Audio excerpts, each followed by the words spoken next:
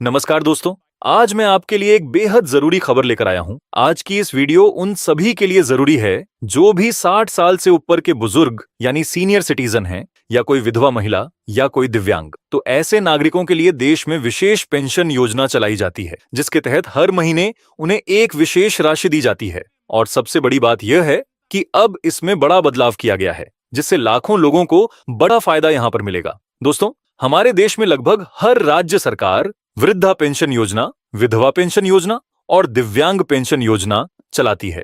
इन योजनाओं का उद्देश्य यही होता है कि ऐसे लोगों को जो कमाने की स्थिति में नहीं हैं, उन्हें सरकार हर महीने आर्थिक मदद दे, ताकि उन्हें बुढ़ापे में, विधवा अवस्था में या दिव्यांग होने पर किसी और पर निर्भर ना रहना पड़े। अब तक आपने देखा होगा कि इन योजनाओं के तहत पेंशन की राशि हर राज्य में अलग अलग है। कहीं 400 रुपये दिए जाते हैं, कहीं 1000 रुपये, तो कहीं 2500 रुपये तक दिए जाते हैं। यानी हर राज्य अपने हिसाब से राशि तय करता है। लेकिन अब बड़ी खुशखबरी यह है कि 3000 रुपये महीना पेंशन मिलने जा रहा है। चाहे वह बुजुर्ग हों, विधवा हों या दिव्यांग साथी हों, सबको 3000 रुपये प्रतिमाह दिए जाएंगे। अब यहाँ कई सवाल उठते हैं। आखिर यह किस राज्य में लागू होगा, कौन कौन लोग इसके पात्र होंगे और कब से इसका लाभ मिलेगा?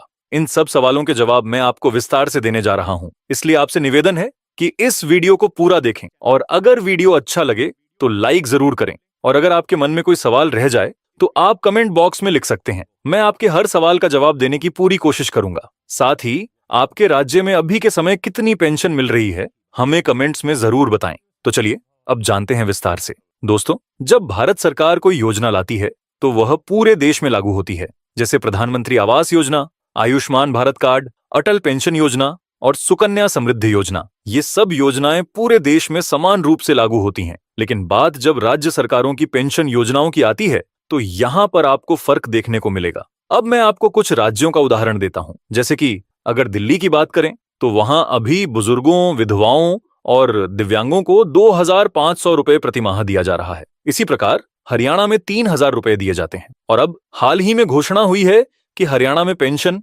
3250 रुपये कर दी जाएगी। यानी हर बुजुर्ग, हर विधवा और हर दिव्यांग को 3250 रुपये हर महीने मिलेंगे। यह कदम बेहद सराहनीय है। लेकिन अगर दूसरी तरफ देखें तो तस्वीर बिल्कुल अलग है। बिहार में भी सरकार ने चुनावों को देखते हुए पेंशन 400 रुपये से 1100 रुपये की है। हालांकि इसमें बढ़ोतरी जरूर हुई है, लेकिन क्या आपको लगता है इस महंगाई के दौर में 1100 रुपये प्रतिमाह काफी होंगे? देखा जाए तो आज कल के जमाने में कम से कम 4000 रुपये से लेकर 6000 रुपये प्रतिमाह पेंशन हर राज्य में होनी ही चाहिए। वहीं अगर बात करें उत्तर प्रदेश की, तो उत्तर प्रदेश में भी यही हाल है। वहां भी सिर्फ 1000 रुपये पेंशन मिलता है। ऐसे ही झारखंड में 1000 रुपये, उत्तराखंड में 1200 रुपये, पश्चिम बंगाल में 750 से 1000 रुपये, राजस्थान में भी करीब 700 से 1000 रुपये और महाराष्ट्र जैसे बड़े और विकसित राज्य में केवल 600 रुपये पेंशन मिलता है। अब आप खुद सोचिए, क्या 1000 रुपये या 1200 रुपये महीने की राशि को पेंशन कहा जा सकता है? आजकल भीख में भी लोग इससे ज्यादा दे देते हैं। सरकारें जब इतनी कम राशि देती हैं तो लगता है कि यह मदद नहीं बल्कि मजाक है। जबकि सच्चाई यह है कि हर इंसान अपनी पूरी जिंदगी मेहनत करता है, टैक्स चुकाता है और देश की तरक्की में योगदान देता है। एक व्यक्ति जब तक जवान रहता है तब तक मेहनत करके अपना परिवार पालता है, मजदूरी करता है, रिक्शा चलाता है, छोटे मोटे काम करता है, नौकरी करता है। हर छोटी बड़ी चीज पर वह टैक्स देता है। गाड़ी खरीदी तो टैक्स, कपड़ा खरीदा तो टैक्स, यहां तक कि टूथब्रश और टूथपेस्ट तक पर टैक्स। यानी पूरी जिंदगी इंसान टैक्स देता रहता है। लेकिन जब वही व्यक्ति 60 साल का हो जाता है और कमाने की हालत में नहीं रहता, तो सरकार को उसकी जिम्मेदारी लेनी चाहिए। उसे इतना पेंशन तो मिलना ही चाहिए जिससे उसका बुढ़ापा आराम से गुजर सके। हरियाणा सरकार का 3000 रुपये वाला फैसला इसलिए भी अच्छा है क्योंकि इससे कम से कम 100 रुपये रोज किसी बुजुर्ग, विधवा या दिव्यांग का खर्च निकल जाएगा। वह अपनी दवा ले सकता है, खाने पीने का सामान ला सकता है और अपने छोटे छोटे खर्च पूरे कर सकता है। लेकिन दूसरी ओर जिन राज्यों में सिर्फ 1000 से 1200 रुपये मिलते हैं, वहां के बुजुर्ग और विधवाएं वास्तव में बहुत परेशान होते हैं। अब दोस्तों, मैं आपको यह भी बताना चाहता हूं कि भारत सरकार की तरफ से भी बहुत सारी योजनाएं चलाई जाती हैं। इनमें से अटल पेंशन योजना एक ऐसी योजना है जिसमें बहुत कम योगदान करके आप 60 साल की उम्र के बाद 1,000 से 5,000 रुपए तक की पेंशन पा सकते हैं। ऐसे ही श्रम योगी मानधन योजना भी मजदूर वर्ग के लोगों के लिए है, जिसमें वे अपना नाम दर्ज कराकर भविष्य में पेंशन का लाभ ले सकते हैं। इसी तरह नेशनल पेंशन स्कीम नौकरी करने वाले लोगों के लिए बहुत फायदेमंद है। वहीं किसान सम्मान निधि योजना किसानों के लिए है, जिसके तहत उन्हें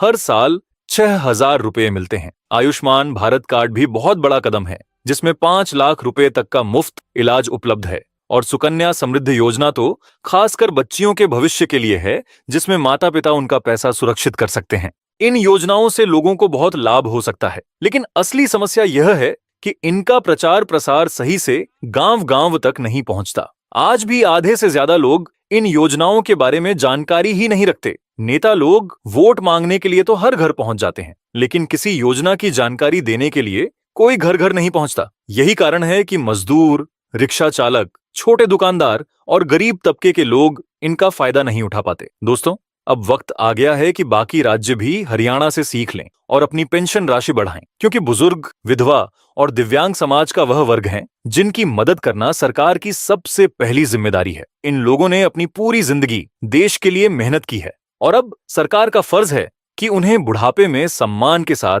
जीने का मौका दे। अगर आप चाहते हैं कि मैं किसी खास योजना पर पूरा अलग वीडियो बनाऊं, तो आप नीचे कमेंट में जरूर लिखें, चाहे वह बैंकिंग से जुड़ा हो, इंश्योरेंस से, पोस्ट ऑफिस से या फिर किसी और सरकारी योजना से। मैं आपके लिए उसकी जानकारी लेकर वीडियो बनाऊंगा। चैनल को सब्सक्राइब करना और बेल आइकन दबाना मत भूलिए, ताकि ऐसे ही जरूरी अपडेट आपको समय समय पर मिलते रहें। मिलते हैं अगले वीडियो में आपके ही मुद्दे और आपके ही टॉपिक पर।